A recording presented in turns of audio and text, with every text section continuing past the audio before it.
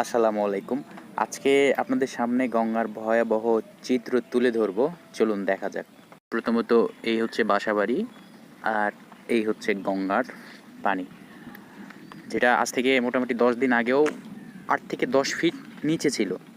হঠাৎ ভারতে বন্যার কারণে পদ্মা ফুলে উঠেছে, তার সাথে সাথে গঙ্গারও প্রচণ্ড পানি বেড়েছে।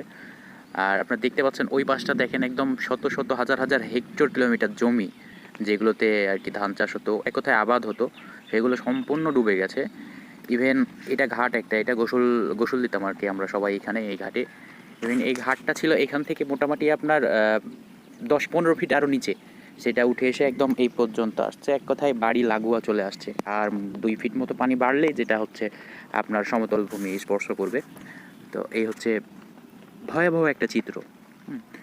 কিছুদিন আগেও আশার আলো দেখছিলাম, যেহেতু আপনার তাপমাত্রা বেশি ছিল।